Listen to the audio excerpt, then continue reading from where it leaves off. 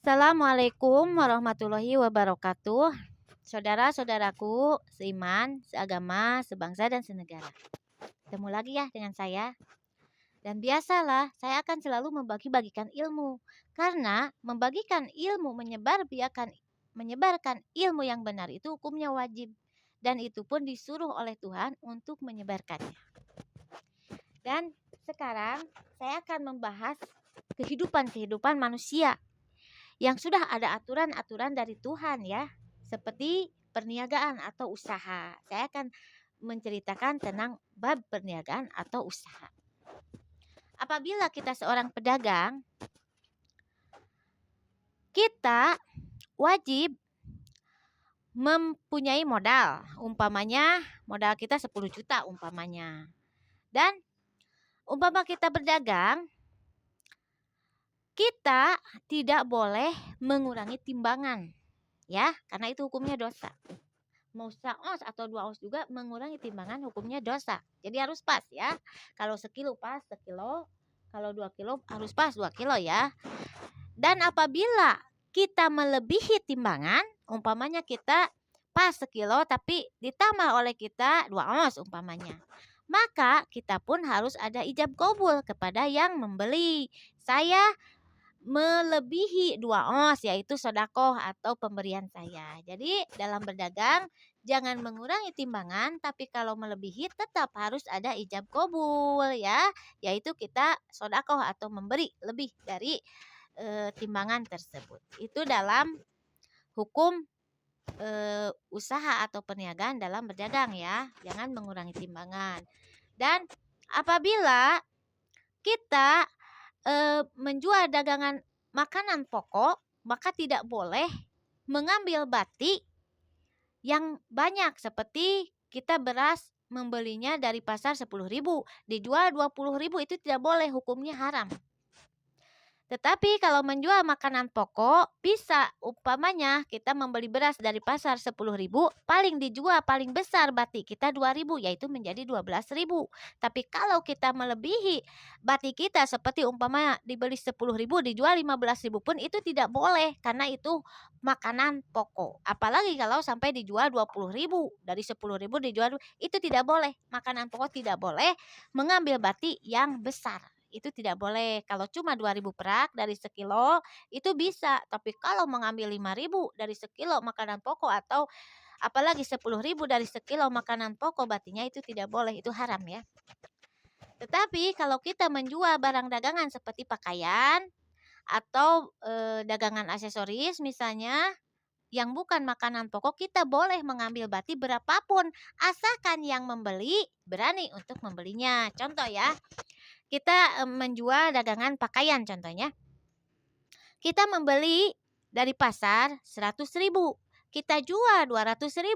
Kalau pembeli berani membelinya itu boleh, karena itu bukan makanan pokok, ya. Atau menjual 250 juga, kalau orang yang membeli berani itu bisa. Kalau bukan makanan pokok ya. Tapi kalau makanan pokok tidak boleh mengambil batik yang besar, paling 2.000 dari sekilo.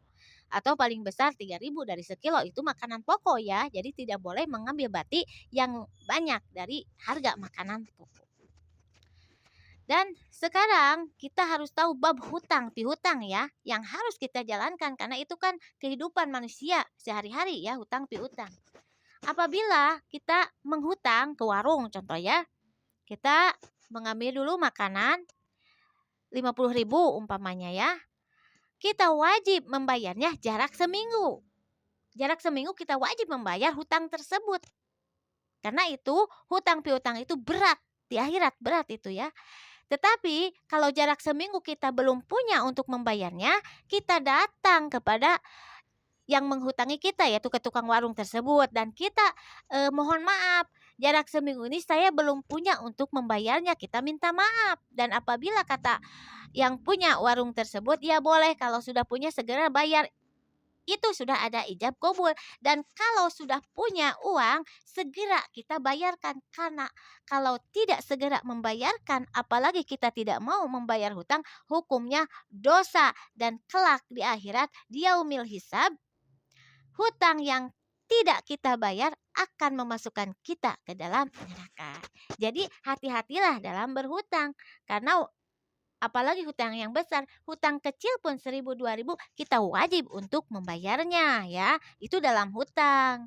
Jadi kalau kita menghutang jarak seminggu harus segera dibayar. Tetapi kalau jarak seminggu kita belum punya untuk membayarnya, datangi yang menghutangi kepada kita dan minta maaf. Dan apabila kita sudah punya, segera bayarkan. Itu hutangnya, karena itu hukumnya wajib untuk dibayar. Kalau tidak dibayar, maka kelak kita akan masuk neraka. Itu hutang ya. Dan sekarang bab berpoligami. Ya, kita harus tahu kan pemimpin kita Nabi Muhammad mempunyai banyak istri ya. 9 yang sampai Nabi Muhammad wafat meninggalkan 9 istri ya. Dan yang meninggalkan Nabi Muhammad yang ditinggal oleh istri yaitu Siti Khadijah yang meninggal duluan sebelum Nabi Muhammad. Dan setelah Nabi Muhammad meninggalkan istri 9 ya. Tetapi kita harus tahu Nabi Muhammad poligami atau mempunyai banyak istri bukan karena syahwatnya atau keinginannya ingin syahwat punya istri, itu bukan. Tetapi Nabi Muhammad sebagai utusan Tuhan diberi wahyu oleh Tuhan untuk menikahi janda-janda yang ditinggal mati oleh suaminya dalam peperangan ya. Dan sebelum disuruh oleh Tuhan, Nabi Muhammad kan menikah dengan Siti Khadijah, janda usia 40 tahun, Nabi Muhammad berjaka 25 tahun sampai mempunyai 6 anak ya, 3 perempuan, 3 lelaki ya. Dan setelah Siti Khadijah meninggal, Nabi Muhammad diberi wahyu oleh Allah untuk menikahi Siti Saudah, janda cantik yang suaminya sudah meninggal. Jadi Siti Saudah itu bukan nenek-nenek, bukan, tapi janda yang masih muda, cantik, jelita gitu ya. Jadi oleh Allah disuruh. Dan setelah menikahi Siti Saudah, jarak 3 bulan, Allah pun menyuruh Nabi Muhammad untuk menikahi Siti Aisyah, putri Sayyidina Abu Bakar, yang ketika itu usia 9 tahun ya. Siti Aisyah itu ditikah oleh Nabi Muhammad usia 9 tahun. Kenapa Allah memberi wahyu kepada Nabi Muhammad untuk menikahi anak 9 tahun? Karena Siti Aisyah akan dididik oleh Nabi Muhammad, dijadikan Ummul Mukminin atau ibunya para mukmin, dan ditikah 9 tahun untuk dididik dan menikahinya untuk menghilangkan hak haram. Tetapi digauli Siti Aisyah setelah usia 15 tahun. Jadi ditikah oleh Nabi Muhammad 9 tahun itu untuk dididik, jadi menghilangkan hak haram, bukan langsung dipakai sebagai suami istri, bukan, tetapi dididik. Tetapi sudah 15 tahun barulah Nabi Muhammad menggauli Siti Aisyah sebagai istrinya ya. Dan setelah menikah dengan Siti Aisyah, Allah pun menyuruh Nabi Muhammad untuk menikahi janda-janda yang ditinggal mati dalam peperangan, yaitu perang Uhud, seperti Siti Sophia, Maimunah, Zainab, Juwariyah, Mariah, dan Romlah ya. Jadi dan Hafsah ya. Jadi dikawin oleh Nabi Muhammad itu yang disuruh oleh Allah untuk menikahi janda-janda yang ditinggal mati oleh suaminya. Dan semua istri Nabi Muhammad cantik-cantik, bukan nenek-nenek, bukan, cantik semuanya. Tetapi semua istri Nabi Muhammad hampir semua janda, tetapi satu yang ditikah oleh Nabi Muhammad sejak gadis belia yaitu 9 tahun hanyalah Siti Aisyah, putri Sayyidina Abu Bakar. Dan kita harus tahu kenapa Nabi Muhammad menikahi Siti Aisyah. Dan saya sudah jelaskan untuk dididik ya, menjadikan Ummul Mukminin. Dan semua istri Nabi Muhammad bergelar Ummul Mukminin atau ibunya para mukmin. Tetapi yang menjadi pemimpin ibunya para mukmin yaitu Siti Aisyah radhiyallahu anha, putri Sayyidina Abu Bakar yang dididik sejak 9 tahun usia ya. Dan kenapa Allah menyuruh Nabi Muhammad untuk mempunyai banyak istri setelah meninggal Siti Khadijah? Itu rencana Tuhan untuk menyebarkan ilmu dari Tuhan yang diberikan kepada Nabi Muhammad, yaitu Quran. Jadi supaya menyebar luaskan agama Islam. Dan sekarang kita sebagai umat Nabi Muhammad ya. Kalau Nabi Muhammad mempunyai 9 istri sampai beliau meninggal. Dan kita umat Nabi Muhammad Sudah ada aturan dari Tuhan ya dalam kitab suci, boleh mempunyai istri lebih dari satu. Dibolehkan tapi bukan wajib.